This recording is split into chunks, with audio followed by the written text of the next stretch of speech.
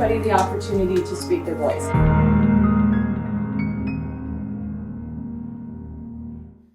Welcome back to your mats, everyone. Welcome back to my channel. Thank you so much for being here.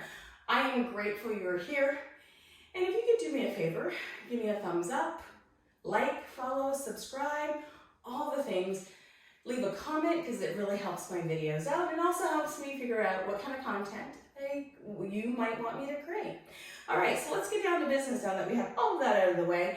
I'm going to do some strength practices. So when I used to own my studio, East Side Yoga Studio, so long ago, we used to do challenges at the beginning of every year, and we used to do something called the wall challenge.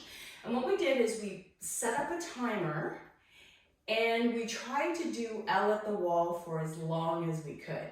And what was really interesting about this strength challenge is it made a lot of other poses a lot easier. I was able to learn how to hold my body better in chaturanga, which is like our half push-up pose with your elbows hugged in. I really find if we want to do complicated arm balances or we want to be able to kick up into handstand, if these are some of the goals that you have for yourself, you have to be able to put weight in your hands, because I'm finding that's pretty much the only way that these things are going to happen.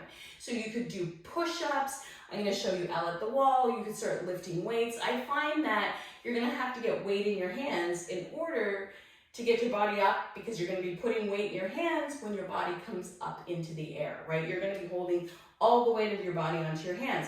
So let's get our upper body strong so that can become a reality for us. So I get stronger by L at the wall. In case you're maybe not into weights or you want to find a way to do this with body weight, L at the wall is a great place to go. I have blocks with me because sometimes I'll play with using blocks as an opportunity to, do L at the wall. So what I'm going to do, as a drill, I should say, to do L at the wall. So what I'm going to do is I'm going to bring my blocks on either side of my mat. And again, you don't really have to use blocks. I'm going to use blocks in this first one, and I'm going to start out just with a downward facing dog at the wall. So find where your downward facing dog is at the wall with your heels pressed into the wall, soften between your shoulder blades, and just kind of notice weight. And from here, you can come forward, keeping your heels at the wall, pressing into your hands, into a variation of plank pose. So coming forward and back in your plank. So really just starting to warm up the shoulders, starting to feel what it feels like to have weight into the hands, which is what this practice is going to ask us to do. Now I'm going to take one leg up the wall, push out through the heel. And again, I've done a yoga practice before. I've come to playing at the wall, so you can play with pressing out through your heel. And then the other side, just getting used to taking a little bit of weight into your hand. Then from here, pushing down into your hands, maybe see if you can lift one toe off the floor. So when I lift that one toe off the floor, I'm squeezing my low belly in, and I'm squeezing up my pelvic floor, and I'm thinking about bringing my femur or my thigh bone into my hip. So I'm thinking about squeezing up, lifting up. So the floor I'm pushing away from, I'm pushing that supporting leg into the wall, and I'm lifting with my belly and my leg upward. So that's a lot of things to think about, but I consider that the mind-body experience. What is my mind saying I can do, and what is my body capable of doing? So thinking about those things. So let's play on the other side. I take my leg pretty high up the wall, and you'll see I'm kind of tilting back, and that's giving me that feeling of getting weight in my hands. So I'll do a couple of drills like that, maybe 4 a side or 5 a side, but you can kind of figure out how you want to play with this. So let's do 4 on the right side, meaning taking your right leg up the wall as far as it'll go. Lift up, tap the toe, 1, 2, 3, and 4. One thing I did notice, the minute I started doing more weight training, these things became a lot easier.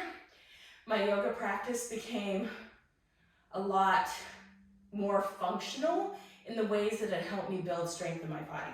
So let's go ahead and do the second side now.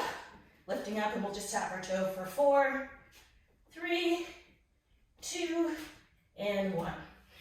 So you can start with 4, you can start with 2, you can start with 8. So it really depends on what feels best in your body, and continue to do those drills maybe every other day. And so kind of notice your body building strength and building awareness. Now I'm going to go ahead and continue to use the blocks just because I like the way it feels in my hands.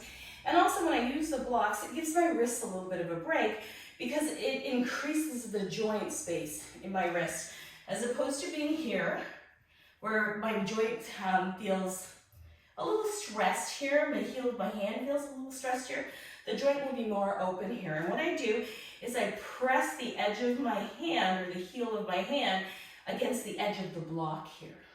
And that way it gives me a little bit more resistance to push into as I'm lifting up.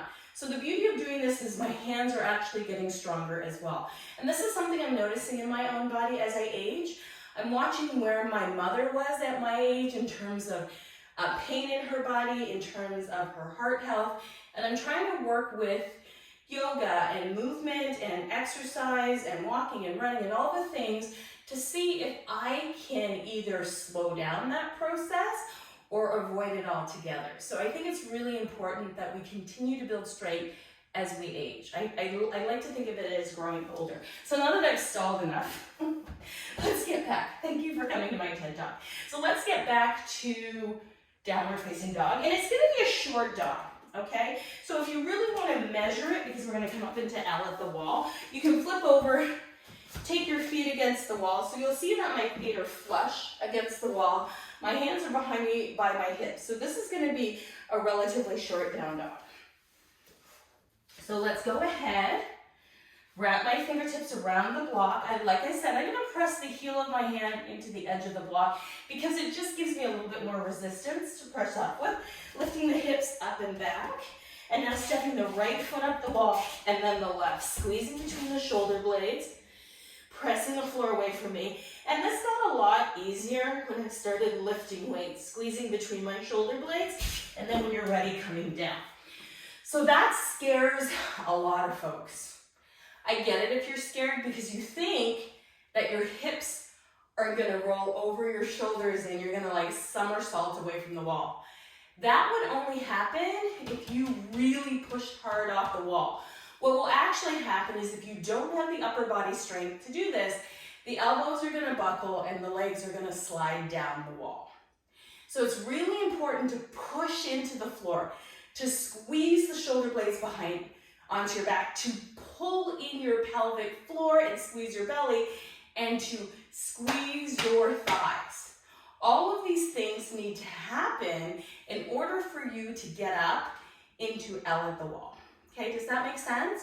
So pushing the floor away from you, squeezing your belly and your pelvic floor, okay, and squeezing your quads. It'll help take some of the pressure out of your hands. It's a really interesting phenomenon. So you'll find it, and it can be scary. Don't rush into it. Take your time. I'm gonna walk my hands out just a smidge to kind of mitigate the big curve that I get in my back. I have a very curvy, bendy low back, and I tend to push when I shouldn't. So pushing into my hands, stepping your right foot off the wall, and then you're gonna push up, and then your left foot, or vice versa. Then I'm gonna slide my legs down so I get more contact with the floor. Now I am pushing the blocks away from me. I am squeezing my thighs. I'm softening my chest to the wall. You can hold that for as long as you want, and then exhale and come down. So that's your precursor for getting your way into handstand. So I want you just to work on that, maybe for the next month or so. Maybe set a goal for yourself. I'd like to stay up for 10 seconds. I'd like to stay up for 20 seconds. Like I was saying before, when we had this challenge in my studio, the challenge was to hold that pose for 3 minutes. So let me just tell you, 30 seconds feels like a lifetime. But the more you do it, the stronger you get. And we had one of our students named Anne who got up there for 3 minutes. I think she was the only one in our studio who got up for 3 minutes. I think my record was probably 1.5 minutes or 2 minutes. But the power and the strength that I built in my upper body was remarkable, and it built in a very short amount of time.